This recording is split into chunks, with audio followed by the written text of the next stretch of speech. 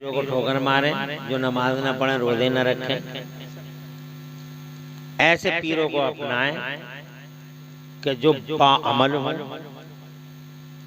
अल्हम्दुलिल्लाह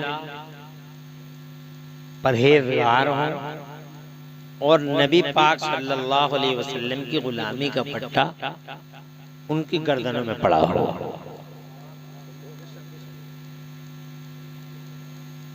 अब मैं कहां से शुरू करूं बात?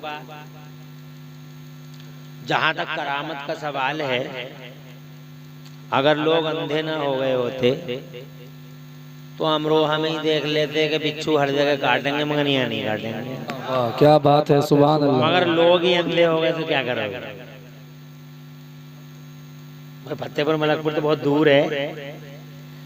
ये किबला हुजूर कुतुबे अमरोहा का मज़ार मुअल्ला है। सैयदना व मौलाना व कंजुना व ज़ुख्रुना लियौमिना वग़दिना सरकार सीदना शाह विलायत अलैहि रहमत व रिज़वान। कितना ही जहरीला बिच्छू ले आओ, बाहर से पकड़ के लाओ और आप वहां उस मज़ार की बाउंड्री में आके अपने हाथ पे रख लो, ऐसा समेट लेगा डंक जी, ऐसा समेट लेगा जैसे डंकी नहीं है। जी जी जी, वजह सरकार की जबान से निकल गया बेशक कि यहाँ नहीं काटेंगे इस बाउंड्री में। बात समझ, इतना ही काफी था। शैतान तो मानता ही अल्लाह वालों की हैबत को, अल्लाह वालों की हैबत को शैतान तो मानता है। वो तो दब गया, सरेंडर हो गया, मगर शैतान के चेले चमचे नहीं मानते। ये बड़ी अजीब बात है, बाप मान रहा है बेटे नहीं मानते। क्योंकि अल्लाह ताला ने से कहता है शैतान कुरान शरीफ में 8वें पारे में कि मैं तेरे सारे बंदों को बहका दूंगा।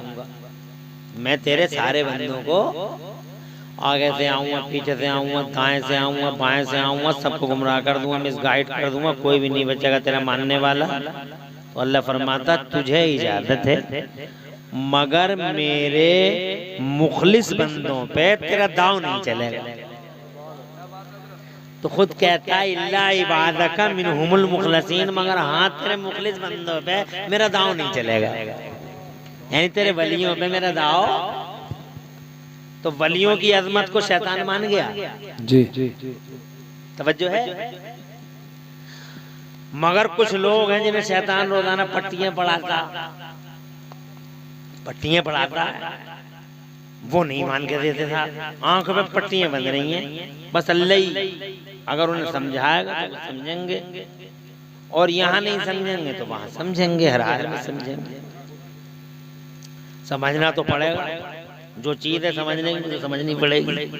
यहाँ नहीं समझेंगे तो वहां समझेंगे, और वहां भी नहीं समझे तो फिर और उससे आगे वाली मंजिल पे समझेंगे, और उससे अगली वाली मंजिल पे भी नहीं समझे तो फिर कोई फायदा नहीं होगा समझने का, क्योंकि रास्ता सीधा खुला हुआ के इधर चले जाओ। ठीक है। आज ले उनकी पनाह, मेरे आला हज़रत सरकार फरमाते हैं आज ले उनकी पनाह, आज मदद मांग उनसे, आज ले उनकी पनाह, आज मदद मांग उनसे। कल न मानेंगे, क़यामत में अगर मान गया। वाह वाह वाह। आज अगर मानेगा तो वो मान जाएंगे, लेकिन कल अगर मानेगा तो कल तू मानेगा, वो नहीं मानेंगे। क्या अब नहीं मानी जाएगी बात तमाम हो गई, फाइनल हो गई, खत्म हो गई कहानी। तो बहरहाल हमें और आपको करना क्या है? हमें और आपको ये करना है कि अपने अकीदों की हिफाजत करते रहो। शैतान लुटेरा हर जगह अकीदे के लूटने के चक्कर में पड़ा है। अकीदा लुट गया, बात खत्म हो जाएगी। जब ईमान ही नहीं बचा तो लाख नमाजें पढ़ लो, करोड़ों सजदे कर लो, उन लाख नमाजों और करोड़ों सजदों का कोई मतलब नहीं है। शैतान ने इतने सजदे किए हैं, इतने सजदे किए हैं कि अगर उसके सजदों को जमीन पे बिखेर दिया जाए तो जमीन का कोई हिस्सा ऐसा नहीं बचेगा जिस पे उसका सजदा फैल न जाए। जमीन का कोई हिस्सा बगैर सजदे के बचेगा नहीं, मगर नतीजा अल्लाह ताला ने उसके सारे सजदों को उसके मुंह पे मार दिया, सब सजदे रिजेक्ट कर दिए। कभी कभी आप कहते हैं अल्लाह कबूल कर लेगा, अल्लाह कबूल कर लेगा, तो अल्लाह कबूल तो कर लेगा, मगर अल्लाह ने भी तो कुछ डिसिप्लिन बनाई है। कबूल ऐसे होगी, ऐसे थोड़ी होगी जैसे चाहोगे वैसे कर लो। बगैर वजू के पढ़ नहीं सकते। जी जी। अब तुम बगैर वजू के ही कह दो कि हम तो बगैर वजू के ही पढ़ के दिखा देंगे, अल्लाह सब कबूल कर लेगा, तो अल्लाह कबूल नहीं करेगा। अल्लाह ने डिसिप्लिन दी है, वजू कर लें आप। जी जी। ऐसे ही आप नमाज पढ़ें तो अच्छे इमाम का इंतखाब करें, बहुत अच्छे। उस इमाम का इंतखाब करें कि जिस इमाम के दिल में रसूल की मोहब्बत का चिराग जल रहा हो। सुभान अल्लाह, सुभान अल्लाह। उसके पीछे अगर आप नमाज पढ़ते हैं तो आपकी नमाज कबूल होगी। और अगर आप इमाम नहीं देखते और आप जहां चाहते हैं वहीं जहां देखा वहीं मतलब नमाज को डाल दिया और आप कहें अल्लाह कबूल कर लेगा, अल्लाह ने डिसिप्लिन दी है कि नमाज ऐसे इमाम के पीछे पढ़ो जिस इमाम के दिल में रसूल पाक सल्लल्लाहु अलैहि वसल्लम की मोहब्बत का चिराग जलता हो और उसकी गर्दन में हुजूर सल्लल्लाहु अलैहि वसल्लम की गुलामी का पट्टा पड़ा हो। समझ गए ना? अब आजकल लोग, मुझे बहुत अफसोस है कि इतनी अनमोल चीज है नमाज और जहाँ चाह वहीं फेंकी है, जहाँ चाह वहीं फेंकी है, इसके पीछे पढ़ ली, उसके पीछे पढ़ ली, जहाँ चाह वहीं पढ़ ली, और बस ये शैतान ने सिखा दिया कि अल्लाह सब कबूल कर लेगा, अल्लाह सब कबूल कर लेगा। इस बात पे मुझे बहुत अफसोस होता है। 2 रुपए के टमाटर ले रहा है तो चारों तरफ घूर घूर के देख रहा है काना तो नहीं है, भिंडी ले रहा है तो कानी तो नहीं है, पकी हुई तो नहीं है जनाब वाला, तुरंजा ले रहा है पकी हुई तो नहीं है, तोड़ तोड़ के देख रहा है। 5 रुपए की चीज ले रहा है तो इतनी मतलब देख रहा है उसको चारों तरफ से खराब तो नहीं है। और ये अनमोल है नमाज, एक एक नमाज की कोई कीमत है? अरे है कोई कीमत नमाज की? अगर कीमत होती नमाज की, कोई मुकर्रर कीमत, तो आज हर मौलवी अरबपति होता। जी जी। क्योंकि तुम ही कहते मौलवी से कि एक दिन की नमाज तुम हमारी पढ़ दिया करो, हम तुम्हें रोजाना 5000 रुपए दे दिया करेंगे। बात समझ रहे? एक महीने के महीने बन जाते हर मौलवी के कि तुम्हारे 50,000 रुपए महीना पूरा मोहल्ला दे देगा, तुम नमाजें सबकी पढ़ते रहो। लेकिन पढ़ देगा इमाम साहब किसी की नमाज? मौलाना पढ़ देंगे? चाहे तुम 1 करोड़ रुपए दे दो, चाहे तुम 2 करोड़ रुपए दे दो। कितनी अनमोल है नमाज, कैसी कीमती है नमाज, और तुम जहां चाह वहीं फेंकी नमाज। अल्लाह सब कबूल कर ले। क्या पढ़ाया शैतान ने कि अल्लाह सब कबूल कर लेगा? दिमाग में कैसे वहम डालता कि अल्लाह सब कबूल कर लेगा? तो बहरहाल मैं ये कह रहा हूँ आपसे कि जनाब वाला हमें इन अल्लाह वालों के दरबारों से ये मिला है कि हम अपने अकीदे की हिफाजत करें। अकीदा हमारा अच्छा हो गया तो याद रखना अमल हमारा इंशाअल्लाह अच्छा हो जाएगा, और अगर अकीदा अच्छा न हुआ तो अमल किसी सूरत भी अच्छा हो कबूल नहीं होगा। अमल की कबूलियत के लिए अकीदे का अच्छा होना बहुत जरूरी है। अब अकीदा होना कैसा चाहिए, ये एक सवाल है। तवज्जो है आपकी? अकीदा कैसा होना चाहिए? तो अकीदा ऐसा होना चाहिए, सबसे पहले सुपर पावर अल्लाह की जात है। तवज्जो है आपकी?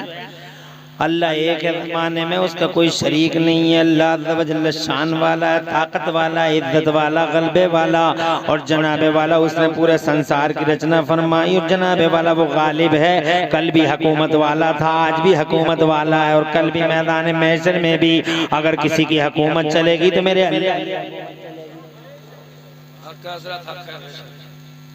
तवज्जो है तुम्हारी?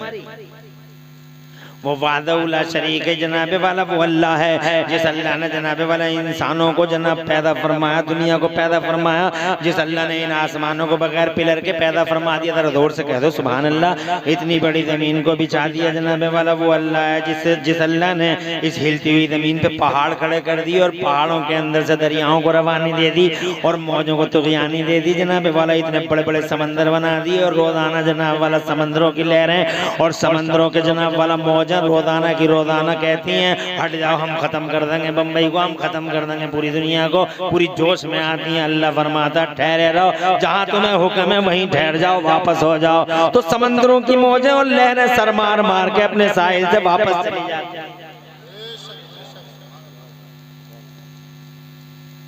तुम अभी जाओगे तो नहीं भाई हैं? क्योंकि मुझे ये भी, क्योंकि अपने इलाकों में हालांकि अभी टाइम ज्यादा नहीं हुआ है, और जब हम अल्लाह ताला की शान और नबी की शान की बात करें तो मुझे उम्मीद है कि आप लोग इंशाअल्लाह बैठे ही रहोगे। मैं बहुत ज्यादा टाइम आपका नहीं लूंगा, बिल्कुल भी घबराने की जरूरत, 1 घंटा लूंगा। क्योंकि मैं जैसे कि इन्होंने कहा वाकई इस जलसे की खातिर मैं उदयपुर से भाग के आया, वरना मुझे आज के जलसे के लिए उधर से कई ऑफर थे, लेकिन ये जलसा काफी दिनों पहले मौलाना अब्दुल कय्यूम साहब क़िबला ने लिखवा दिया था। बात समझ रहे हैं? और मुझे हर हाल में यहाँ आना पड़ा। बहुत अच्छा। ये सच्चाई है कि मैंने 9 बजे इनकी कॉल हुई थी और मैं वहीं था। अब मैं आया कैसे? मैं हवाई जहाज से आया। हवाई जहाज कैसे बना? सवाल ये, हवाई जहाज कैसे बना? तो आप कहोगे इल्म से बना। तो मैं कहूँगा आज ही क्यों बना, पहले क्यों नहीं बना? कुछ समझ में आ रही है? अरे आ रही है। दुनिया को बसे हुए 6000 साल हो गए। कितने दिन हो गए? कितने दिन हो गए? लगभग कितने हो गए? हमारे अब्बा इस दुनिया में कब आए थे रोते हुए? लगभग 6000 साल पहले रोते हुए आए थे। जन्नत से जमीन पे भेजा था अल्लाह ने, तो वो रोते हुए आए थे। क्या कह रहे थे रोते रोते? अल्लाह मेरी खता इत्यादि को माफ कर दे, अल्लाह मेरी खता इत्यादि को माफ कर दे, अल्लाह मेरी खता इत्यादि को माफ कर दे। 1 दिन 2 दिन 4 दिन 6 दिन 8 दिन और जनाब वाला 50 दिन 100 दिन 150 दिन 200 दिन जनाब वाला रोते रहे। पूरा साल हो गया तड़पते रहे। 200 साल हो गए, 2 साल हो गए, 5 साल हो गए, 50 साल 100 साल तड़पते तड़पते आज लोग कहते हैं अल्लाह से मांगो अल्लाह ही देगा, अल्लाह से मांगो अल्लाह ही देगा, अल्लाह से मांगो अल्लाह ही देगा। कोई इनसे पूछ के देखेगा वो अल्लाह से ही मांग रहे थे, किसी और से मांग रहे थे जनाब वाला, और उनसे ज्यादा अच्छे अंदाज में मांग लेगा तू। क्या बात है, वाह। अरे नबी है वो, नबी है वो, उनसे ज्यादा अच्छा अंदाज हो जाएगा मेरा तुम्हारा? नहीं हो जाएगा। अरे हमें तो खाना नहीं आता, पीना नहीं आता, खड़े खड़े कुत्तों की तरह खाते हैं हम, जानवरों की तरह, भैंसों की तरह, बैलों की तरह। देखते नहीं हो शादियों में कहते प्लेट लिए फिर रहे पेट हुए। इस काउंटर पे कभी उस काउंटर पे मारे मारे फिर रहे हैं, पानी दूर दूर तक नहीं पूरे शादी हाल में। मैंने कुछ को तो अपनी आंखों से देखा, कांच के अंदर करते हैं, कांच के इस खाने को जो अटक रहा है, पानी है ही नहीं दूर दूर तक। भागे भागे फिर रहे हैं इस काउंटर पे कभी उस काउंटर पे, खड़े खड़े जनाब वाला। वो आवारगी हो रही है समाज में, और समाज के झूठे ठेकेदार जितने भी जिन्होंने शादियों को होटलों में इसमें उसमें महंगा कर दिया, सब लाइन में खड़े होंगे, कोई जवाब नहीं दे पाएगा।